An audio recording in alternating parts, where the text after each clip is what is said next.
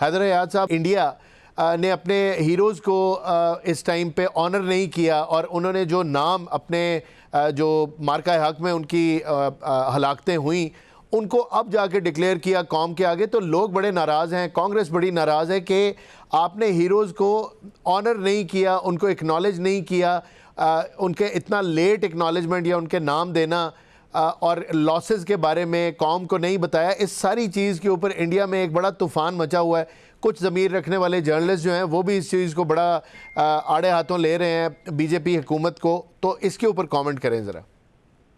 देखिए, इंडिया ने day one से इस हवाले से चीज़ें जो हैं वो अपने लोगों से छुपाई हैं। आपको याद होगा जिस वक्त 11 मई को उनके डीजीएमओ ने प्रेस कॉन्फ्रेंस की तो उसमें सवाल हुआ तो उन्होंने खुद 11 मई को एक्सेप्ट किया था कि भारत के 5 लोग मारे गए। एक्चुअल नंबर इससे बहुत ज्यादा है, लेकिन उन्होंने अपनी प्रेस कॉन्फ्रेंस में 5 लोग माने। और लेटर ऑन जब लोकसभा में ऑपरेशन सिंदूर के ऊपर भारत में बहस का आगाज हुआ, जिस हवाले से भारतीय हुकूमत की पूरी कोशिश थी कि ये चीजें लोकसभा में डिस्कस ना हो, लेकिन उस दौरान राजनाथ सिंह ने जो है वो बड़ी बढ़त मारी थी कि हमारा तो एक भी जवान जो है वो इस मामले में हलाक नहीं हुआ। तो अभी ये जो 6 लोगों का मामला है, मैं आपको इसमें एक इंटरेस्टिंग चीज बताता हूँ। मेरी भारत में एक बड़े सीनियर जर्नलिस्ट से बात हुई मई 2025 की बात कर रहा हूँ, जिस वक्त हमारी जंग का खात्मा हुआ। तो एक बड़े सीनियर जर्नलिस्ट है जिनको मैं फॉलो भी कर रहा था क्योंकि उनसे मुझे तवक्को थी कि वो सही फैक्ट्स बता रहे हैं।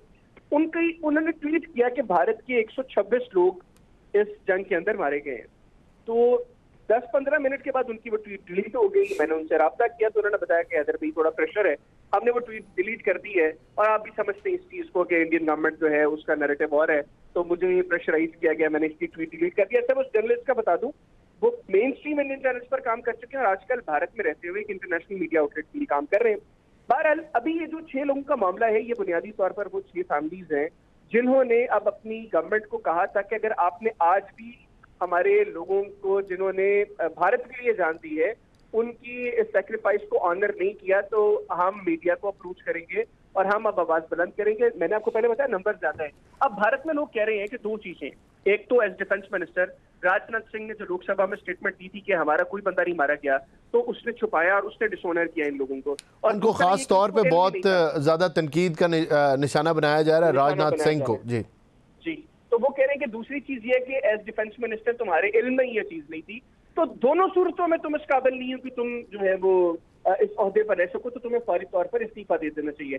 कांग्रेस भी ये बात कर रही है, एक आम भारतीय जिसको भारत से मोहब्बत है वो भी यही बात कर रहा है, क्योंकि अंडरस्टैंडिंग तो भारत में भी इस चीज की है।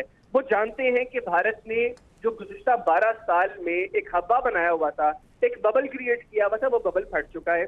ना मिलिटरीली भारत मजबूत है, ना डिप्लोमेटिकली भारत मजबूत है। तो विश्व मित्र की बात करता था, आज उसका खित्ते में कोई मित्र नहीं है। जो जिसके अरबों डॉलर्स के जो बजट है, डिफेंस का बजट है, पाकिस्तान से कई गुना बड़ा बजट है, वो बजट पाकिस्तान के मुकाबले में जो है वो किसी काम नहीं आया।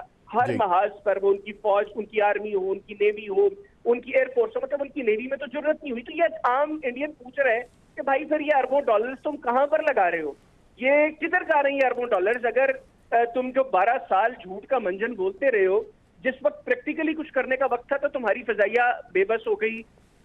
आधे घंटे के अंदर एग्रेसर तुम थे, हमला तुमने किया, जवाब में आधे घंटे में 7 जहाज तुमने मनोमटी से दफन करवा दिए। तुम्हारे फौजी लाइन ऑफ कंट्रोल के क्रॉस इंटरनेशनल बॉर्डर पे जहां जहां पर हमारी झड़पें ज्यादा हुई, सफेद झंडे लहराकर भारतीय फौज ने वहां पर अपनी शिकस्त तस्लीम की। नेवी तुम्हारी में इतनी जरूरत नहीं हुई कि वो पाकिस्तानी पानियों की तरफ 1 किलोमीटर का भी सफर कर सके। तो फिर ये अरबों डॉलर्स किधर जा रहे हैं और तुम कर क्या रहे हो गुज़िश्ता 11-12 साल से? तो आज जो सेम इंडियंस हैं उनकी बिल्कुल यही बात है और वो ये समझते हैं कि मोदी के 12 साल भारत की तबाही के साल थे। वो जो राइजिंग इंडिया की बात थी वो सिर्फ गोदी मीडिया की हद तक महदूद थी।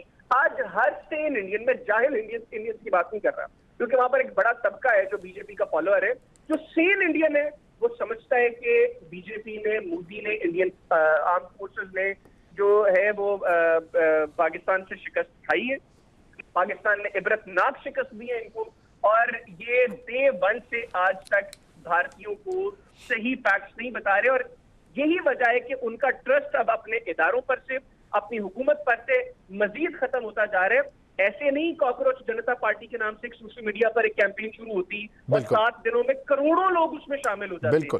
ये इंडिकेट कर रहे क्लियरली कि भारत का नौजवान जो सेम इंडियन है वो अपने आप को डिसएसोसिएट कर रहा है अपनी गवर्नमेंट से, बिल्कुल। अपने इंस्टीट्यूशन से, उसको ट्रस्ट नहीं है। और यही चीजें मैं समझता हूँ, ये जो पाकिस्तान को जिन गढ़ों में जो है पाकिस्तान के लिए खोद कर उसमें गिराना चाहता था ना, ये मुंह के बल खुद उसमें गिर रहे हैं। और अब आने वाले दिनों में इनकी ऐसी हालत होगी कि किसी को मुंह दिखाने के लायक नहीं रहेंगे इंशाल्लाह।